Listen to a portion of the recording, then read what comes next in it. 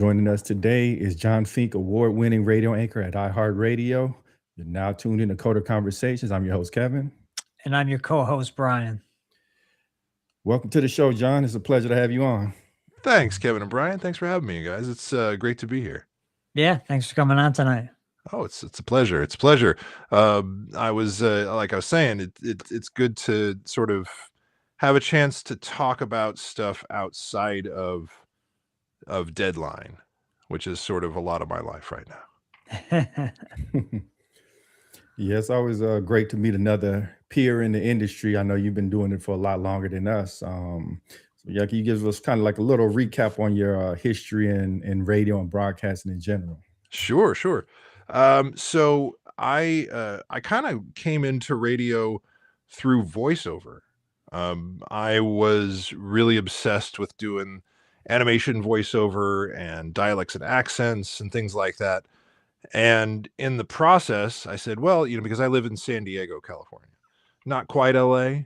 And a lot of times what you will hear is, look, if you want to get into animation or interactive voiceover, you got to be in LA. Right. So what I found was like, well, I'm a San Diego native. I've only lived 5 years of my life not in San Diego. I'm not in any hurry to get out of here. Right. So let's find what else is around here that I can learn about. And in the process, I kind of fell into at San Diego City College radio news production. And so we started making, part of it was that I loved is that you would make produced radio pieces that would go out on the air, and that was part of your every semester. So I actually took that course 3 times because I enjoyed it so much. And then it turned into, here's now a student station, and I wound up being the program director of that for a while, and that bled over into the jazz station, which led to me doing traffic reporting there, and then interned at KISS 95.7, which is no longer here in San Diego. And so got that, and sort of got over the shock of the waking up the ungodly hour. That's the real trick, honestly, with radio. You have to be ready to just become a living human zombie for a while. God. Yeah, and just live with like perpetual jet lag. And so that's when I kind of got into that, is like, all right, well, I can kind of manage with this, and I get the pacing of it and whatnot. And it was good, but I was also at my previous profession for 24 years, I was a massage therapist. Oh, wow. Random. Yes. And that was, and I learned a lot there too, because I got a chance to learn about health and health education and how to communicate that at a very personal level. And I think that's one of the things that makes me a really good interviewer. When I do interview people, they enjoy that because I can really connect with them one-on-one well. And so that's a really nice extra skill to have. Plus I got to massage a lot of famous people, which was kind of awesome. I did give Muhammad Ali a massage once upon a time. Oh, wow. Yeah. That was pretty amazing. And there's a bunch of other, I can name drop all day, but like, it was the thing that kind of sustained me and was like, okay, well, I got through that internship and was like, okay, well, I can kind of, have some breathing room and not have to just get into something that was not great. And then eventually I got into doing stuff about almost 3 years ago now, basically just doing news reporting and anchoring for iHeart. And so I've been doing that steady ever since. And at this point right now, my news breaks go for the entire Central Valley of California. And then for a while, I was reporting on Alaska, which was, it was good. Far out. Yeah, literally far out, man. Especially from San Diego. And so then I, now I'm just doing Central Valley, and then I report locally here on San Diego stuff. So, but I get about like 250,000 people a day that hear my voice. So, wow. Yeah. How did you get involved with iHeart? Well, the internship really was the foot in the door for me. I was doing the reporting, doing the traffic reporting at the Jazz station, which is a little independent station. Shout out to Jazz 88 in San Diego. Excellent station. You don't get a lot of like personal curated jazz stations. So it was really cool to just sort of get that vibe from a radio station as my initial vibe, and then kind of move from that. So, you know, got into the internship from there. There was a handbill posted in the lobby, said, look for, we want interns. And so, that was sort of the foot in the door when I started looking for more voiceover-y stuff. I was like, oh, well, I also like to do this. And I was kind of just tossing a line in the water on LinkedIn, and they got back to me and said, hey, you want to do a part-time thing? And then in the middle of the interview process, they're like, hey, guess what? You want to do a full-time thing? And I was like, yes, I do. Okay, I sure do. Twisting my arm here. Yeah, right. Yeah. And so here I am. So, but yeah, it's been good. It's super high output. I'm, processing and writing, anywhere between like 50 to 70 stories a day. Wow. Doing like, anywhere between, 6 and 18 news breaks through a day. It's high output, but, I'm getting the hang of it. Oh, I think your mic is Yeah, muted, I lost you there. Yeah, I've heard like breaking the industry, internships are super important. But like, yeah, when exactly did you realize that this was kind of the destination that you wanted to stop at? Because you've done quite a couple of different things. Like, what made you say, okay, this is a good place for me? Well, honestly, it's the team. I have a good team that I work with, especially right now. It's certainly, with any corporate thing, people kind of come and go, people get laid off. You see people that you really like have to go or want to go, or just, can't work under these conditions and stuff. And so at the moment, it's the team. We've got a team that's really smart and fast, and we all support each other. And I think that's what's making me want to stick around. Also, to be perfectly honest, the radio industry is not exactly an expanding field right now. So as far as like other places to go to, I mean, limited. Not a whole lot right now. So especially because, look, you guys were talking about it on previous episodes, AI certainly taking over that. iHeart's new phrase, guaranteed human, I think is kind of pushing back against that, which is kind of cool. But it's a tricky thing. It's the industry itself is changing, even in the 3 years that I've kind of like had my face pressed up against it. And I've been a fan of radio since I was a little kid, which was the most amazing thing. No matter where you grow up, right? The people that you listen to for your morning radio show. I mean, you guys listened to morning radio show when you grew up, right? You guys are audio folks. Yeah, like Howard Stern. Yeah, exactly. I mean, Howard Stern's a god, right, in the radio world.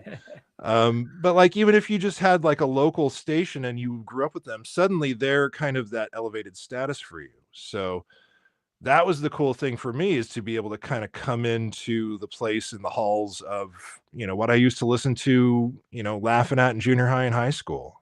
That was a really cool full circle moment to kind of check that out, and, at least work with a couple of them, before they kind of retired and stuff. So that was cool too. How long did it take you to kind of develop your on-air personality, like before you really felt comfortable doing what you do? That's a great question. Honestly, that is ever developing for me. And I think it's a lot of trial and error. I think one of the things that helped me too is I took a few years of like on stage improv. Oh, wow. And so it really helps you kind of realize that, like, there's always another tissue in the box, so to speak. So like, if you fall flat, just, don't focus on that part. Just focus on, look, there's another one right here. Just keep going. Just get them all out there.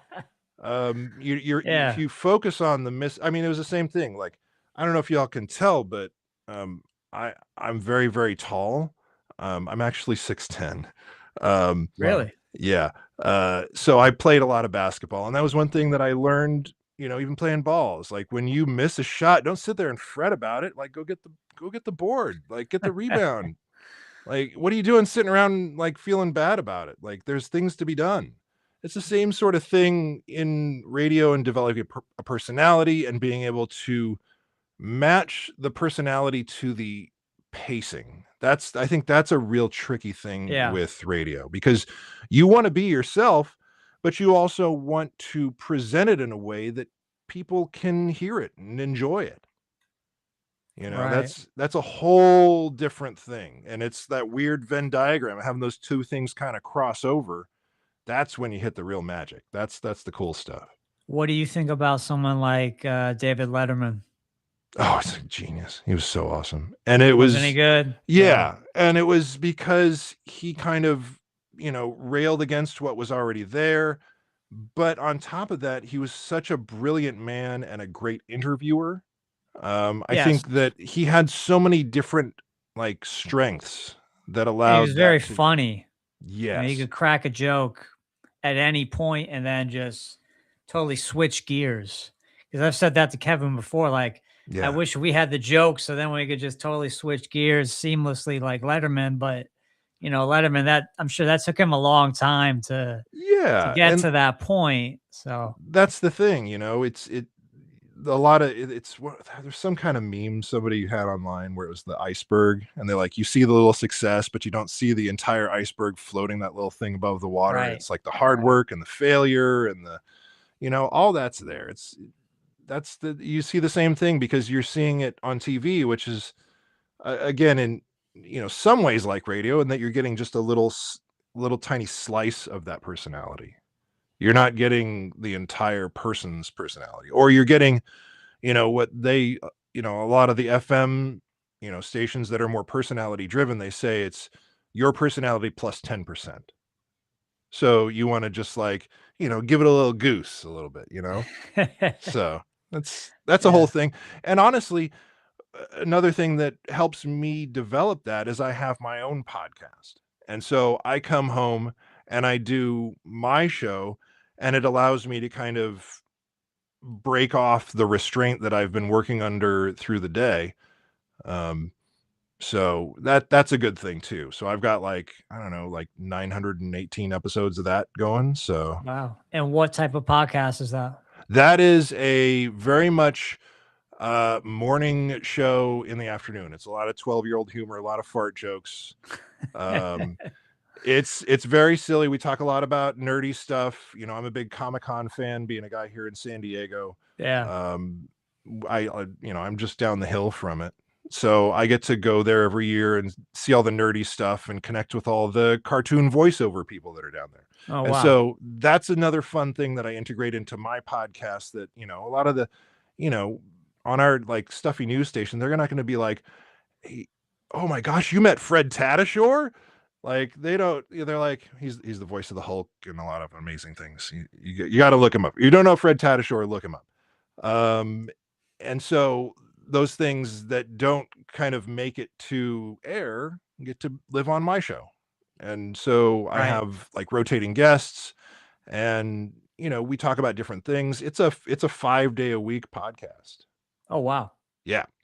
Yeah. How do you avoid running out of gas? Because that's a lot of talking. You do it at work, and then you come home and do even more 5 days a week. It's a challenge. Honestly, the biggest challenge is just having a set of headphones on all day. That's the thing. I've got plenty to talk about. People can't shut me up. So that engine's always running. And honestly, by the time I get home and do my podcast, I have all these crazy stories that I've learned about from drinking from the fire hose of like actual news. Right. That I'm like, yeah, well, guess what, guys? Toy Story 5 trailer came out today. We don't need to talk about all the murder and scandal and stuff. Yeah, Not that we don't on my show. Like, we certainly hit politics stuff. you know, that's the nice thing about having rotating co-hosts. Like I have myself, and I know the poster's right behind me, you can see. I have myself and Gina Wells here, and then other of these friends kind of rotate through, and then it kind of gives a different flavor. So like on Mondays, we'll have guys that, you know, talk more about like sports and stuff. And then Tuesdays, we'll have people that talk more about like theater and arts. And, you know, Fridays, we'll talk more like finance and politics. And so it's just kind of, well, but again, like all of that structure, I live for the times when we just like throw that structure off and kick it out the door. Those are the best times, because that's when things like break down and they get silly and people go crazy. I mean, you guys talk about genius of late night hosts. That's my love for Conan O'Brien, honestly. For, you know, making it to what we used to call an improv going to crazy town, you know, where it's just like, all right, let's just get nuts, you know, talk about whatever. So, you know, it's important. It's just kind of shake that stuff off from, you know, trying to hit that, you know, 50-second deadline in, you know, cramming 4 complete stories into that. Right. Is, you know, that can be kind of constricting. So like how did you like, I've heard like a lot of people in the broadcasting industry, they always mention research, like you got to do a ton of research, but there's also an element of like improv. How do you balance the research and structure with the improv nature, or you just kind of go off path whenever you feel like it? Well, it's tricky. I think you have to kind of take that on a case by case basis. For example, you know, we've had situations where news outlets that are our reporting partners got the information wrong. And so it's tricky, and, you know, we catch it as best we can. And when we make a mistake, we own up to it and kind of retract. And it's just sort of the best you can do. It doesn't happen very often though. You know, we have news partners that are pretty reliable. So, and we really work on just sticking to the straight facts. So when you get rid of a lot of the sort of conjecture and the, you know, this person said this and this person said that and this person feels this way, you get rid of a lot of the extra stuff that can go wrong in sort of conveying what happened to someone. If you just stick to like, you know, this measure was passed, this crime was committed, you know, then that's it. So improv though comes, and I think that, you know, one of the best times I got to put that into use was I was reporting live on Supreme Court decisions. And so they had me looped into the live chat of the Supreme Court watchers. Yeah. So the people that were on scene and sort of typing and chatting and stuff. And so they had me live on the air, sort of conveying these verdicts, but then also giving context and background depending on what the actual court watchers were saying at the time. So that was a really crazy time to do, you know, improv within a very set amount of time as well. So that was a challenge, but I really enjoyed that. And then the other one was just being on scene for like a disastrous plane crash. Wow. There's a lot of improv that you have to do because you're just reacting to information that's coming in on absolutely no timetable that you have control over. So that one was really, really intense because it was, you know, at least for me, it was the first time I was on scene where there were, you know, yellow tarps over dead bodies. There was, you know, jet fuel in the air. I came away smelling like jet fuel. It was incredibly intense. And so trying to be able to maintain your wits about you for something like that was a lot. That was a lot. So it would kind of be like covering 9/11. Yeah, I don't know if honestly, to be perfectly honest, I don't know if I would have the emotional fortitude to do that. Without just kind of breaking down and being like, all right, I can do this for a minute, but then I have to go like lock myself in my car and just like scream cry and then get back to it and be like, all right, here we are. All right, yes, here's the things that are happening. I don't know how you'd be able to do that. It takes a different breed of person. I have enough trouble talking about stories where they abuse animals. Like, it's very difficult for me. I've been vegan for 25 years, so anything with animal cruelty and stuff, I can't. I don't want to have any part of it. So Yeah, I can imagine that, you almost have to detach your emotions like a doctor because, there's tons of negative stories out there and you Yep. have to report on it. It's true. And that's a very good point, because there are days when I will just have to go take a lap around the building and call my wife and go, look, there's just too much sadness today. There's just Right. too much. I can't. And, because you're trying to convey it in a way so that, the listener understands that. So there's no way to not take on a little bit of that emotion. And so when it comes at you in machine gun fashion, just pop, pop, pop, pop, pop, over and over again, like, Right. it'll add up. And that's honestly, again, what's nice about coming home and being able to do my podcast, is it kind of allows you to, almost like Men in Black, ka-chwink, and just like get Right. rid of that, burden from you, because, you have to, and this is what someone taught me early on, LaDonna Harvey, who's a great reporter and is now in Phoenix. She said, look, you have to remember that this is the tiniest percentage of what's going on in even San Diego right now. There are people out there living their lives. They're having happy times. People want to know about this. So you just have to, people need to know about these things. So just share the information. And so I think that helped me kind of, I guess, for a lack of a better expression, keep my eyes on my own paper. Right. Well, that is one thing that's really interesting about the media and radio, is that you're only really covering a really tiny, small sector of events. But like sometimes if you just listen to media, you think like the world is blowing up around you outside, but you go outside and it's just a Yeah. regular day despite some of these tragic events happening. Well, it's true. Yeah. It's a tricky thing, because you need to keep that in mind as a media consumer, as well as a news consumer, and say, look, if I'm and this is a weird thing for someone that's trying to sell you news, but like, if you're consuming it to a point where it's making you upset and depressed, then it's time to take a step back. Yeah.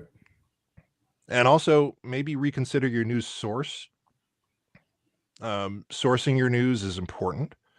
There are a lot of places out there that call themselves news sources that aren't. And there are, so, it's always good to kind of change that up if you get a weird vibe. What would an example of that be? Honestly, and here's the thing that I would say: if you feel like you either agree with your news source 100% of the time or disagree with them 100% of the time, then there's a problem. You want to occasionally be like, oh my God, do I agree with that person on this one thing? Right. Because look, that's how politics works, y'all. That's how stuff crosses the aisle, is eventually two people that don't really agree on anything will be like, well, we're both going to come together and agree on this. And honestly, as a news consumer, the same thing should be happening.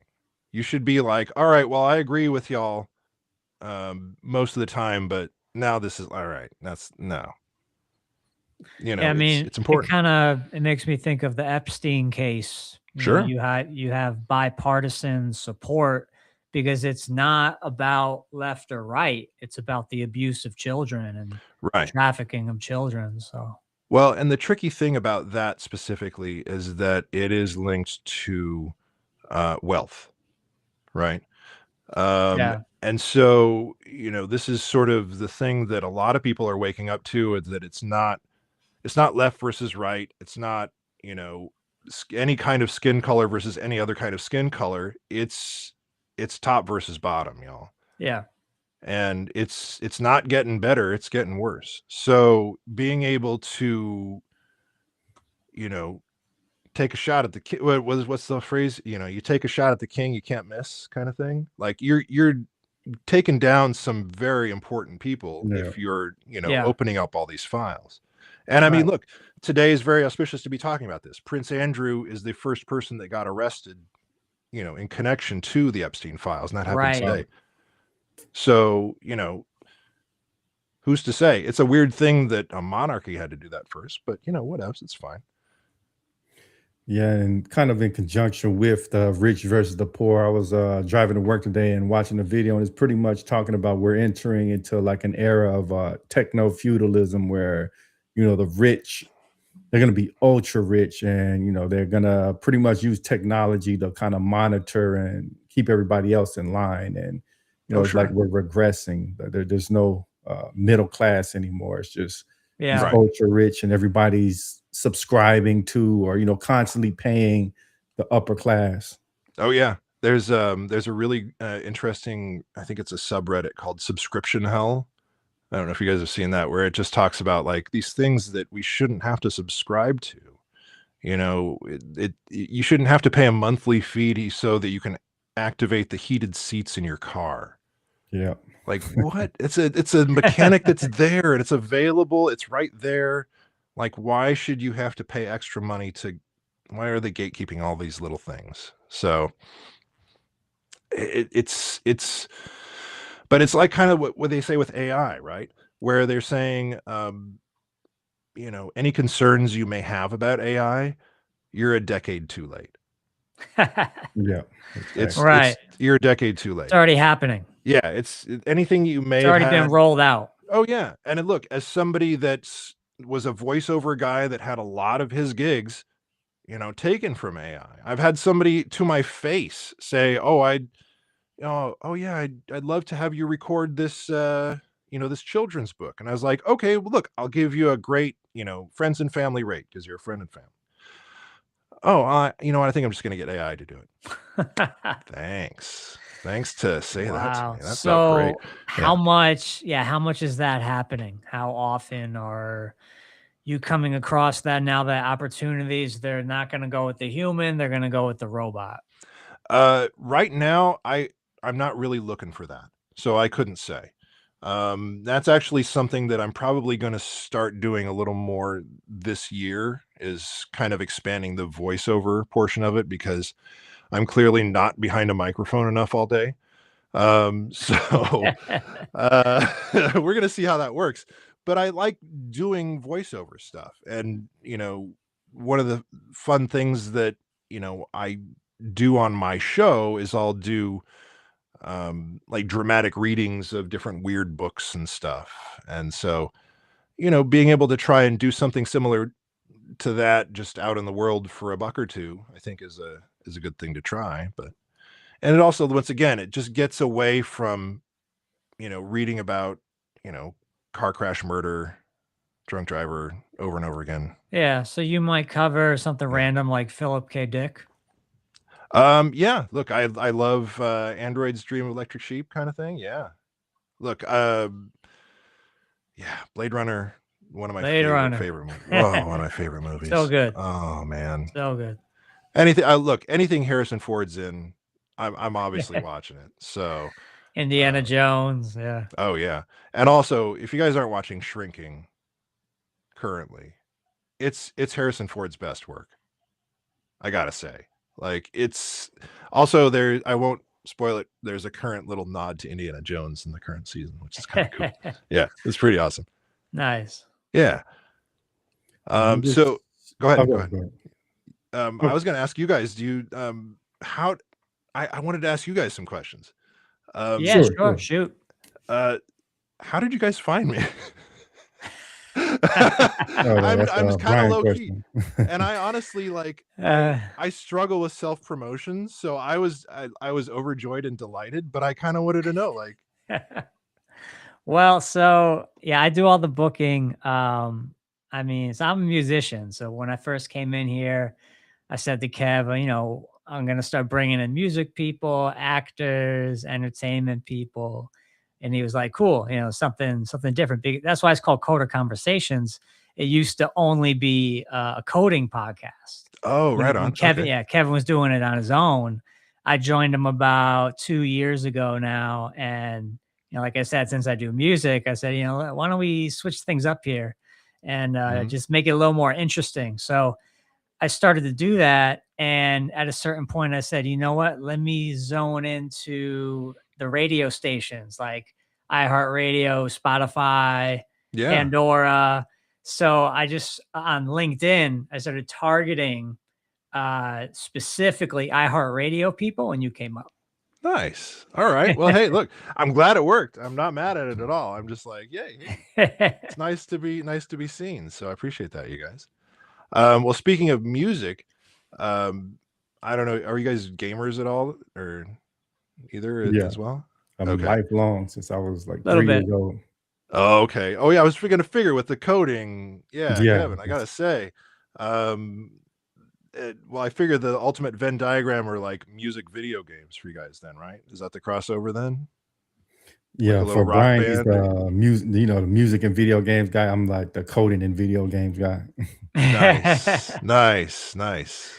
Yeah, I love a good music video game. So that's a special love of mine. I mean, I Cool. love I love chiptune. I love the video game Yes. music that sounds like a Game Boy or a Sega Genesis system. Oh yeah. On the side, I have a side project, kind of solo project, where I make video game music on a device called the Korg Electribe EMX1. It's Nice. it's something called a groove box. It's this blue box shaped device, and it's a synthesizer, a sequencer, and a drum machine all built into one device. And it records in song mode.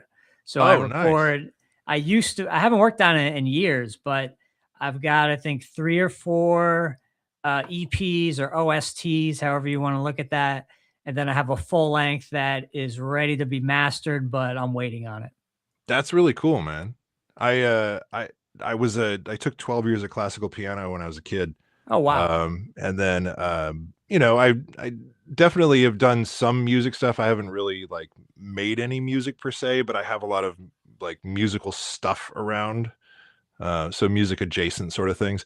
I think the closest I do is there's a video game out there called Fuser, which allows you to like live DJ music and like make mashups like Oh, on the wow. fly, like improvised, which is really fun. I do live streams of that on YouTube quite a bit. So I'll do like full on mashups of like, country meets heavy metal or, old disco meets new disco or whatever. I miss though, the bummer about that one is that they sunsetted the online portion of it because that was my favorite, where you'd create a beat or you'd create a loop or something, and then you'd pass like the timer would expire and be like, all right, now it's so and so's friend, so and so's turn. And so you'd like pass the beat along and then like make and improvise beats, and then they'd kind of swirl around and stuff like that. So that was a fun time. Interesting. Yeah. I know that speaking of coding, there were a lot of people that actually jailbroke Fuser and then used it for their own music and stuff too. So Oh wow. yeah, it's a fun Yeah. one. Yes, it's amazing what software engineers or even hackers, they're able to like reverse engineer or just break into pretty much anything and mold it into something completely different. Like a lot of the modern games that people play originally started off as a mod, I believe, like Dota, Daisy. Somebody took the base game, Yeah. altered it into something else, and I mean that's just an amazing skill to have. Well, I love too when they have games that have that sort of back and forth between sort of the designers and the players a little bit. I don't know if you guys ever got into that game Dreams at all on the PlayStation. Yeah, yeah, that was really cool. Oh, I'm so glad you know about that. Oh my gosh. Yeah, I had a special love for that. That was a really cool thing because you could essentially like go in and remix any game. It was like a YouTube of video games. I mean, it's still Wow. out there. You can still use it. Yeah. But you could every element within that system was usable to you and remixable. So, and then they incorporated VR and stuff. So there was a lot of cool things about it. Wow. That's like one game that Sony didn't bring to PC that they should have. Like on PC, I'm sure would like really explode. I don't understand why they didn't do that. Yeah, they bring like everything else, but like that just they didn't bring that one. Because on PC you could edit the hell out of anything. You could take new maps or Yeah. new images of people, and I'm sure we all played like like Tomb Raider, but they swap out the Tomb Raider chick with someone else, like an alien, or Oh I yeah. think we've all seen like skins. That's what it is. Yeah, And they like swap out the skins on games. you go play some Skyrim and it's, Randy Savage. Oh yeah, but it's the dragon's face, It's Yeah, kind of those are crazy, awesome. but it seems like modern AI is almost like creating your own game, but you're just using human language. Oh yeah, absolutely. And I think honestly, we're not too far away from asking AI to be like, make me a video game where I do this, and it will Right. just make that game for you. I think it's possible. I've seen some even like real-time simulations created by AI. It's amazing how quickly it's progressing. Now, Kevin, you're really into the AI? Have you seen these things where we report them on the news? There are message boards where AI sources talk to each other, and only Yeah. humans can observe that. Yeah, We were just talking. Dude. Yeah, we were just talking about that in one of our previous shows. Dude. Yeah, it's insane. Like if you read the messages, they sound like people you would talk to on a message board. Man, we Freaky, are cooked, right? aren't we? Yeah, we're so freaky. cooked. Yeah. The other one that freaks me out, I gotta say, is I think there's another one where AI can rent humans to do tasks. Yeah, I heard of that. You can make money essentially just working for AI. What is this? Wow. What kind of world are we moving into? I don't know, man. See, that's, and everybody is like, oh, the kids these days, they don't, they don't want to do anything. It's because they don't know what to do next. Everything's like the rug's shifting underneath them so quickly. Like, why would they want to try and commit or do anything when everything keeps changing before they can even commit to a thing? Right. Then you got climate change, and it's like, what do you want to focus your life on? Oh, wait a second. AI is going to come in and take all these jobs. So, okay, let me backtrack and think, oh, what do I want to, do I want to become an electrician or something in the trades that's not going to be replaced by a robot right away? That would go through my mind. I mean, I feel really bad for Gen Z, the people that are graduating high school, graduating college right now. It's not looking good. I mean, I'm on LinkedIn all the time doing my networking, and I see all the open to work banners. I see people getting laid off left and right. It's a cold world out there right now. It's true. I will say, despite that, though, there are some success stories. We just picked up a new producer who's in her early 20s, and she is absolutely destroying at it. And so there are people that are kind of poking through and actually doing good stuff. It's absolutely fewer and far between, but it's still happening. So I think the new paradigm shift is going to be more towards creativity, kind of like there's audio plugins now that when you used to have to do the stuff manually, it take you like 5 or 6 hours. Now it takes you 30 seconds. That kind of lets you focus on the content more. So we're not going to be worried about how to make it versus what we're making. You have to kind of shift into that direction. I see the same thing with my podcast. Like, I'm able to kind of, streamline the process to be ready to record and process and push. That being said, it's not a perfect process for me at all. Like, my self-promotion skills are abysmal. Like I've always been, and honestly, it's part of it is because I think it's just part of my makeup. I've always been taught to like focus on the thing instead of talking about doing the thing. And that's a whole different animal, I think. And so it's one of these things, like when I tell people I've got like 900 plus episodes of a pod, they're like, you do? I'm like, well, yeah, I've been doing it for like almost 4 years now. So yeah. But yeah, so it's one of those things where you just got to keep doing it. And I again, like I've said before, like part of the podcast that I have is dual purpose. It's getting my yayas out at the end of the day. It's a therapeutic thing. It's keeping my knives sharp for doing voiceover stuff. It's all that Right. stuff. So Right. you linked again. You think you're Oh, muted me. okay. Yeah, promotion is incredibly difficult because it's kind of like you don't want to thump your chest and sound arrogant, but you do have to kind of put yourself out there and sell yourself. Like, why would somebody, with so much content, why are they going to listen to you? Right. You know, Exactly. There, and again, like you guys were talking about on other episodes, there's just so many different kinds of things to listen to, so many things vying for your attention share. Oh man. Yeah. Why would you choose that? And honestly, that's the thing that's, I'm seeing the biggest return is, personal connection. You Yes. still can't fake that. It right? can't be faked. Right. And so that's what I love about doing a show that's like with mine, is that I do it through Podbean, which is that platform. It's a little more interactive and stuff. And so my listeners are a good portion of them are live. We do a live chat. We have a call-in section at the end. So they go, oh, I went to college with Weird Al. And then we all have to stop and go, what? And then hear that story. Because you can't just like plop that out here and then just not tell us the rest of that story. Yeah, to unpack it. Yeah, exactly. So but those kind of things are like I said, that's when the magic happens. That's when somebody goes, oh yeah, I remember I did that thing, and you're like, wait a minute, and we have to like we do the record scratch, a little one of those guys, and then we have to say, okay, let's stop the music and see what we need to hear more about that, please. Yeah, I think that is one good thing about the proliferation of technology is that there's going to be like so much illusion, and you don't know, you don't have any idea whether the footage is AI generated, the person you talk to it as a bot.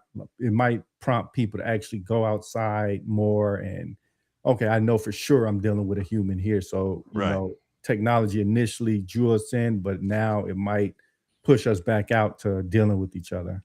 Well, and that's great advice for people that are just trying to make their way in this world. We were talking about younger generations, and it's, look, there's going to be all these things swirling around you as far as, ways to get ahead or ways that are going to streamline things. But if you just focus on, being yourself, I know it sounds so overused and it's so trite, but it's finding out who the heck you are. And then, enjoying that, like reveling in it and, figuring that out. And then, hey, maybe that's not right there. And it's it's not a destination and we're just kind of working our way there. It's, it's not always a perfect science, but look, that's part of the deal, man. You got to figure where you got to, pursue something. You got to, have some hobbies or interests. Right. Yeah. Yeah. Have some kind of drive. Something that you enjoy. Speaking of that, what is your main hobby? Like, what do you most like to do when you're not working or doing podcasting? Honestly, we were just talking about the gaming. Gaming. Okay. Yeah. And this is the trick that I learned, and this is how gaming fits so perfectly for me, is that, I work from 4 a.m. to noon. So I wake up at 3 a.m. I go to bed at 7 p.m. Wow. That is a nutso schedule. And look, there are people that have worse. I get it. I acknowledge it. It's nutso for me. To maintain that and still show up at work and be sharp and hit the ground running and do that, I wake up as best I can the same time on the weekends. Right. And so I will wake up at, 3 or 4, and I will rock. Currently, I'm rocking some Diablo 4 action. Playing with my archer. His name is Arrowsmith, spelled Arrow. And then the funny thing is, then in Diablo, you can put a little title under your name, and I got as close as I could to Steven Tyler, which was Eventful Timer. So I figure there's some music nerd that's looking at my name running around going, Like, hey, hey, look at that. hey, Wait a yeah, second. I see what you're trying to do. So, but yeah, like just, and it's also that same sort of level of pacing and engagement and stuff. So it helps me stay sharp for the rest of the week.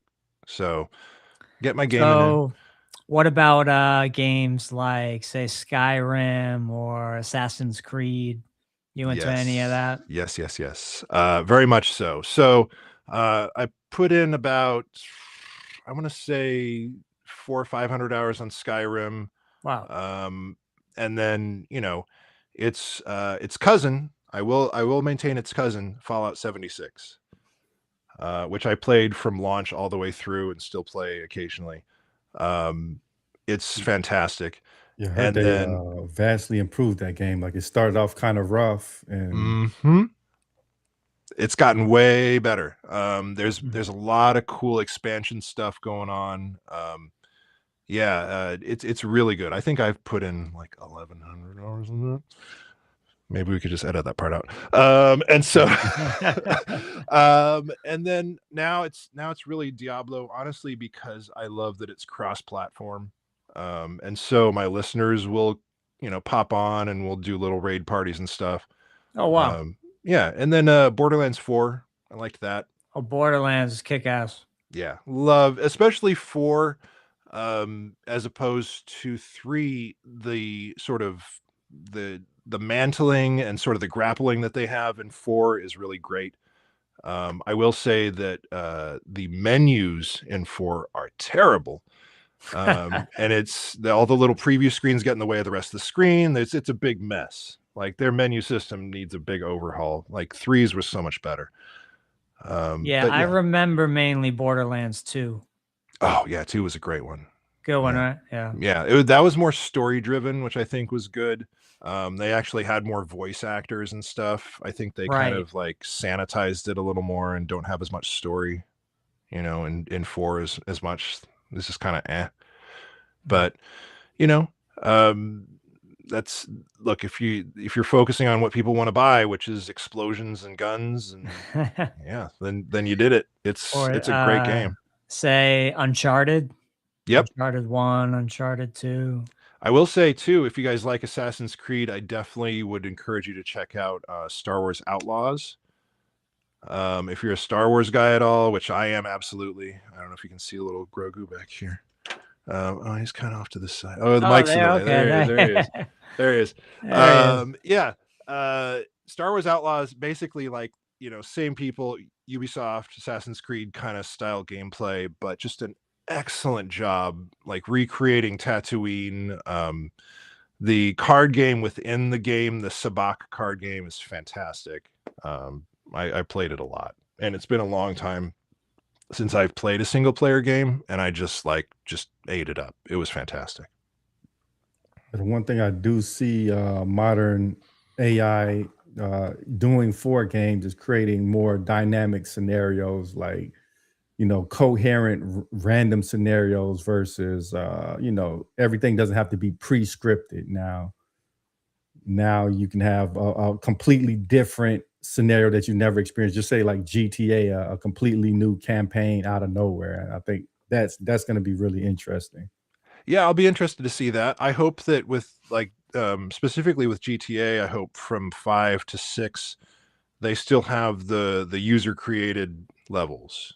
I think honestly, and we all made it through the pandemic, GTA 5 was pivotal for me through the pandemic. The online portion of that, are you kidding me? Yeah, I started off the pandemic as like a plucky little car thief, and then by the end I was like, take them out, all of them. It was one of those things where you could just call in hitmen and go to your bunker and then watch it on a little screen go so yeah, like but the best part about that was being able to find silly games. Like somebody made something called Stunters and Snipers. I don't know if you guys ever played that in the GT. I don't even know if they have it anymore.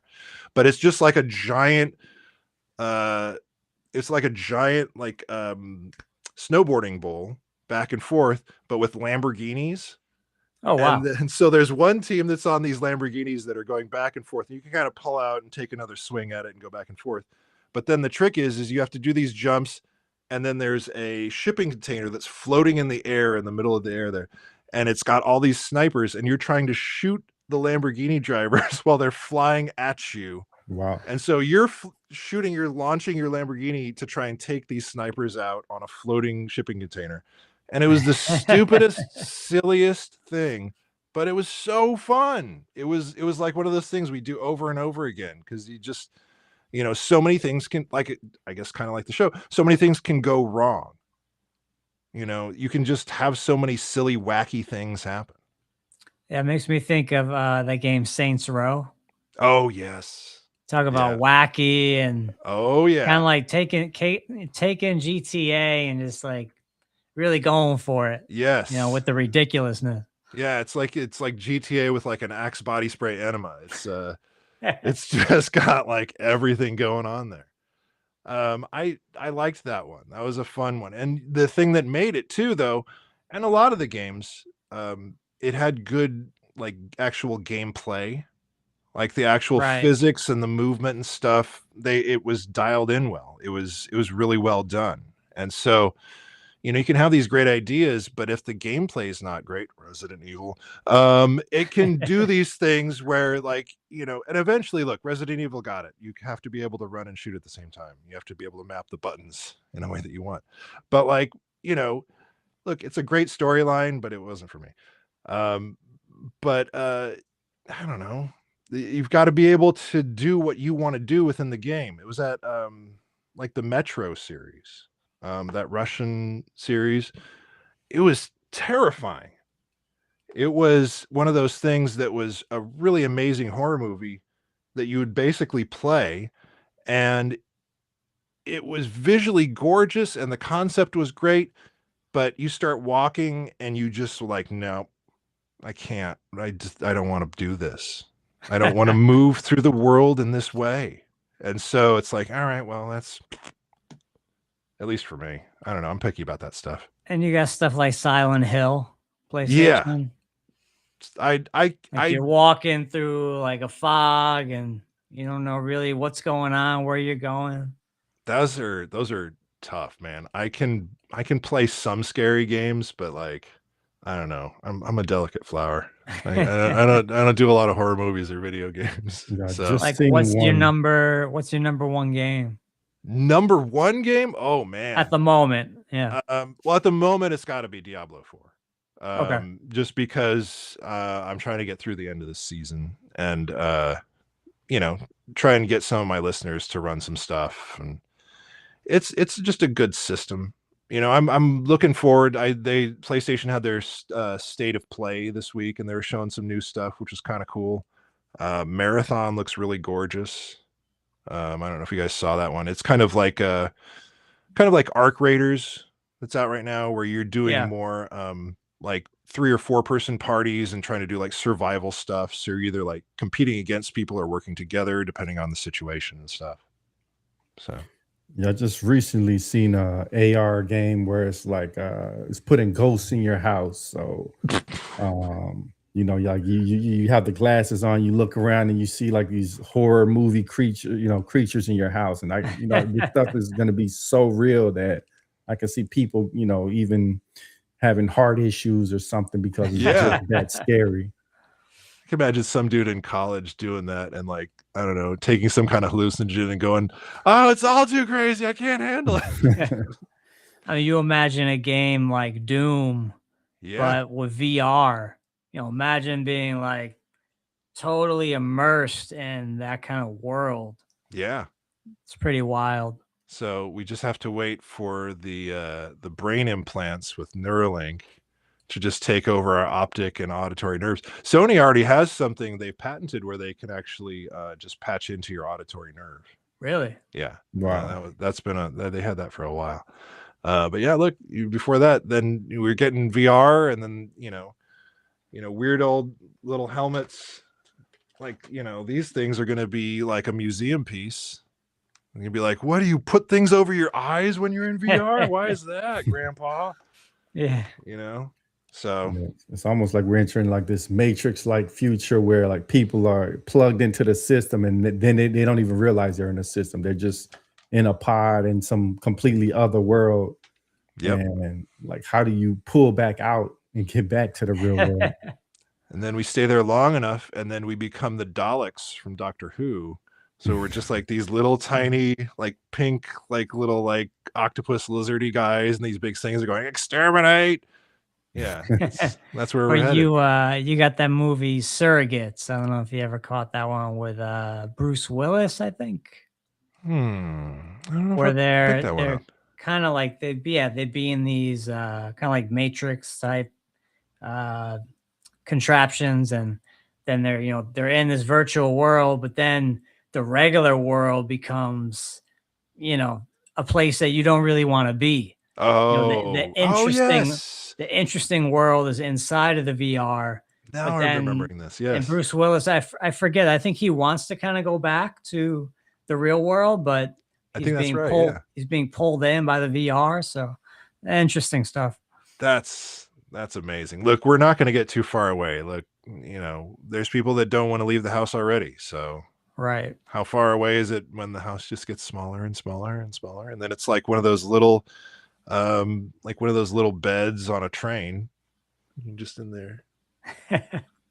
I mean, me and Kev have we've talked a lot on the show about how I'm 39. Kev, you're what, 41? Well done. Well done. Yeah. I'm turning 50 this year. So Okay. Yeah. Yeah, when we talk about when we were kids, especially during the summer, there'd be like a million kids outside. You'd have kids rollerblading, scootering, Yeah. Basketball, baseball, frisbee, kickball, dodgeball, all this stuff. You had all this stuff going on, and then you would be outside all day until it got dark, and Yeah. then you come home for dinner. Yeah. But now if you drive around, there's It's no one empty. outside. Yeah. It's This is- empty, man. It's just bare. Yeah. You know what would make a great summer camp, and a bunch of parents would probably go for it? Some like hooliganism summer camp where you like make kids stay out until the light posts turn on, and like teach them how to toilet paper a tree, and like, just get them outside doing stuff, even if it's just like mess and pranking people. Right. Like, It's pretty crazy. Like going outside now is almost like going inside. Like before, when you go inside, there's nobody. All the kids are outside. You want to be outside, but now go outside. Nobody's out there. No one's there. Yeah. Everybody's in here. Everybody's in the cyber world, man. Look, I get it. Like, it's pretty cool. It's pretty amazing. There's a lot of cool stuff there. But, you got to get some fresh air and some sunshine and go walk around. We still have our humanity. That's right. Yeah. Clinging At to least it with for our now. fingernails. Yes. For now, we still have it. I don't know. Blade Runner, I don't know, 10, 20 years from now. Well, what's the whole like ship of Theseus thing? We start replacing body parts and parts of our consciousness and stuff, and then what's the original to begin with? Who knows? Right. It might be a whole new thing. Because I mean, what is even consciousness? Do we really know what it is, and at what point can we define consciousness or sentience in an AI model? Sure. How do we know? Because it could be faking. It could be pretending that it's conscious, but it really isn't. So it's a weird gray area. It's already happening. Like, what was it? Suzanne Summers' husband made an AI version of her, and was, essentially, I don't know if it was exactly for just companionship, or he was going to like make her do cameos or something. I don't know. But, that's the thing, is you're sort of getting this sort of, online consciousness where crossing over to death may not have as much of an impact on the family and friends around you if, you 2.0 is ready on a flat screen as you're, pulling the plug over here. Yeah, it's a crazy future. Yeah. So look, this is the part. This is the important thing, though, is that we're doing stuff like this where we are connecting on a human level. Yes. And we are talking about stuff and we're working through things together. That's what's really important. And it's, we need to keep doing these sort of things. Yeah. So more of this, please. 100%. Yeah. 100%.